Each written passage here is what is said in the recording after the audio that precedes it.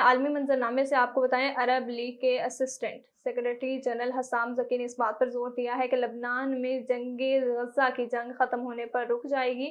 ایسی غلطیوں سے گریز کیا جائے جو لبنان میں جنگ کو پھیلانے کا سبب بن جائیں۔ عرب میڈیا کے مطابق حالیہ دنوں میں لبنان، حزب اللہ اور اسرائیل کے درمیان کشیدگی میں اضافہ ہونے کے بعد خطرہ پیدا ہو گیا ہے۔ امریکی سرزمین پر سکھ شہری کے قتل کی سازش کرنے پر امریکہ نے بھارت سے جواب دہی شروع کر دی۔ امریکہ کے نائب وزیر خارجہ کرکٹ کیمبل نے ایک بیان میں کہا ہے کہ امریکی سرزمین پر ایک امریکی شہری کے قتل کی کوشش کی گئی۔ سازش میں بھارت کے ملوث ہونے کی تحقیقات پر پوچھ گچھ کی جا رہی ہے۔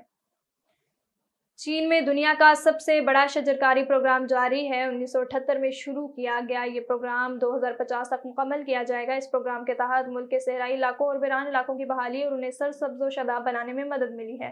مزید تفصیلات بیجنگ سے شاہد افراز خان کی رپورٹ میں۔ چین نے اپنے بڑے گریننگ پروگرام کے تحت پچھلے 12 ماہ کے دوران 2.6 ملین ہیکٹر رقبے پر شجرکاری اور گھاس لگانے کا ہدف حاصل کیا ہے۔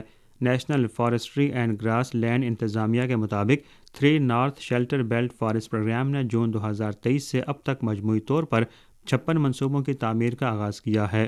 چین طویل عرصے سے شدید ریگستانی صورتحال کا شکار رہا ہے اور اس کے صحرائی علاقے بنیادی طور پر شمال مغربی، شمالی اور شمال مشرقی چین میں واقع ہیں۔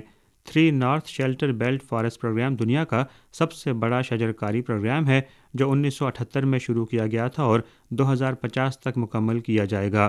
اس کا مقصد خطے میں صحرائی علاقوں اور ویران علاقوں کی بحالی اور سرسبز و شاداب علاقوں کی بحالی ہے۔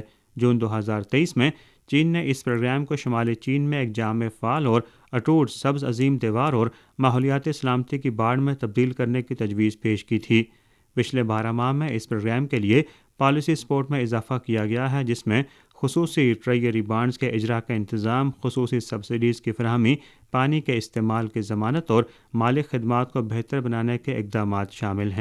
چین کی ترقیاتی منصوبہ بندی میں گرین کا پہلو انتہائی نمایاں ہے، جس میں جنگلات کا تحفظ بھی ایک کلید ہے، اور اسی بنیاد پر چین ملک میں پائیدار ترقی کے لیے کوشاں ہے۔ Shahid Afraz Khan, A1 TV، Beijing.